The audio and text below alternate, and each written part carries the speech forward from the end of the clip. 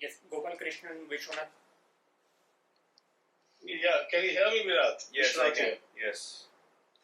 Yeah, Virat, happy to be in Pune. A long time in Chennai, a long time in Ahmedabad, and completely new venue in Pune. New this venue in the sense also because India has not played a one-day here in Pune for 15 years. For 15 years? Yeah, they not played a one-day in Pune, India. No, we've played. And Kedar's. We've played against England. We played against West Indies, so we have played quite recently one-day cricket here. But must be some confusion there. But it's good to be here in Pune. It's always been a venue that produces a good cricket wicket. There are a lot of runs on offer. Bowlers who bowl well can get wickets as well. So yeah, we're looking forward to a good contest and probably a very solid start in the one-day series as well. Rasesh Mandani. Virat, would Shikhar and Rohit be opening in this series? And are you looking at any sort of takeaways with an eye on the T20 World Cup in this series? Can one approach this format in that fashion? How do you look at it? Yes, there are a couple of things that internally we have discussed that we want to keep an eye on. As far as the opening combination is concerned, yeah, Shikhar and Rohit will definitely start. When it comes to one-day cricket, I don't think there's any issues or doubts over Rohit or Shikhar opening together, and they've been amazing for us in the past few years. So yes, we're going to start with that, and other factors. It'll be interesting because there are a few younger players who are getting an opportunity in the one-day setup for the first time. So I'm really keen to see how they go about executing their skills against a very, very strong England side. Srinivas Rao from the Times of India. Hi Virat. Virat, what happens when you are faced with a format which suddenly lands up out of the blue, which is, in the present context of things, there's no relevance. As in, we are looking forward to a T20 World Cup again, then next year there's a T20 World Cup. And then you are eyeing a World Test Championship final, you've played some really hard test cricket. So what happens when a format completely lands out of the blue? Is that seen as a distraction? Like, how do you all see it? Yeah, look, it's a difficult one. Scheduling is something that's not in our control. For us, international games, every game is important. Every game has value, and it's an opportunity to represent your team. And for us, that remains the sole focus. Yes, along the way, as I've said in the past many times, that scheduling and workloads is something that everyone will have to be very aware of and keep an eye out for, especially in today's day and age where you just don't know where restrictions might come in, and you have to, even in future, might have to continue to play in bubbles. I think it's very important to consider how much cricket you're playing, and it's not just the physical side of things, but mental side of things as well. The players need to be spoken to and consulted with all around, and otherwise it's going to be a case of whoever can last through difficult times like this plays. If not, move away and someone else replaces that player. I don't think that's healthy for a cricket system and a cricket culture moving forward, which we definitely want to make more stronger and stronger going into the future for India. Rika Roy from NDTV and then Shamya from Cricket. Hi Virat, good afternoon. Well, I just have to ask you a little more about the opening combination. Given the way you and Rohit played, there is this talk in the cricket ecosystem whether you are sending out a message to the Indian selectors saying, look, this could be your long-term plan so far as white ball cricket is concerned. Well, firstly, the combination that plays on the field, the selectors don't have any role to play in that. Just how the management doesn't have any role in selection. Secondly, as Rohit mentioned, it was a strategic move, but yes, we did enjoy batting with each other. We did enjoy that partnership, and we saw the effects of us batting together and knowing that we have 20 overs to play, what it can do to an opposition. So it's not a guarantee that this is going to be continued in future, but as I said, I'm going to open in the IPL to keep all options open. I batted at 4, I batted at 3.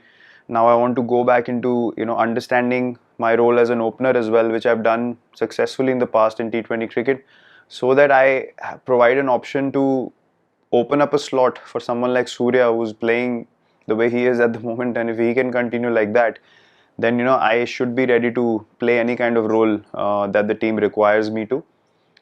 So yeah, that's all that is to it right now, and we will have a conversation about this closer to the World Cup when we get there. Right now we have ODI cricket and then IPL to follow, so it'll be interesting to see how I go about things as an opener in the IPL also first, and then this conversation can be resumed later. Shamya.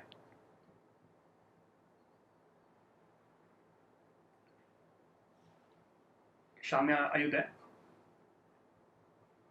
Hi, can you hear me? Yes. Okay, hi Virat. Umpire's call. Recently, MCC Cricket Committee sort of debated on it. There was a report sent to the ICC as well, whether umpire's call should be removed while retaining the hitting zone element. Now, if it is removed, then teams should lose an unsuccessful review and so on and so forth. The decision is the ICC Cricket Committee's to make. You're someone who thinks about these things, and you've spoken about them as well in the past.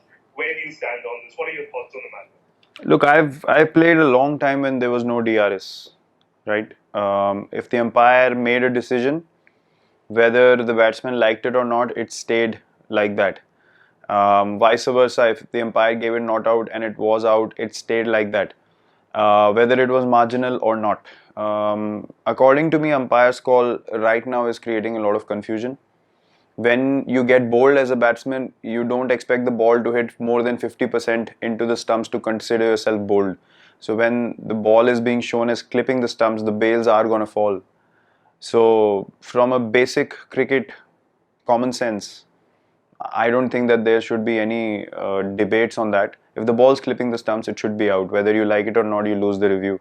And that's how simple the game has to be. If it hits the stumps or it misses the stumps, it doesn't matter how much it's hitting and those kind of things, because it's creating a lot of confusion, as you've mentioned already. And the one more factor that needs to be considered is that how the fielding team responds to a dismissal that's claimed is also somewhere defining soft signals as well, which is, again, you have to question what the spirit of the game is and what those guidelines are, because if things like that happen with the Indian cricket team overseas, then you're talking about a totally different conversation of spirit of the game and so on and so forth. So yeah, look, it is a serious thing that needs to be considered, because there's a lot at stake in the future. They're big tournaments, and you don't want some grey area factors in the game which leave you with no clarity to be the defining factors of those big tournaments and big games. Yeah. We'll be taking 3 more questions. Ali Martin from The Guardian. Hi Vera, you know Moeen Ali well from your time at RCB together. You have a strong relationship. Have you been surprised to see him fly home from the Test matches to rest, but then come back and not play at all in the T20 series? Well, look, I won't judge anything like that. Knowing Moeen, he's someone that would have. I don't know what the rotation policy says, but and I'm not sure whether he was spoken to, or, as I said, the dynamics of the rotation policy. He would have been a very strong addition for sure in the Test matches, looking at how the pitch assisted the spinners, and also in the T20 competition with him bringing in a bit more balance and adding an extra spinning option. But outside of that, I honestly have no idea what the internal conversations were, and to be honest, it's not something for me to review or worry about at all. Shavin Chakravarti from the Indian Express. Hi Virat.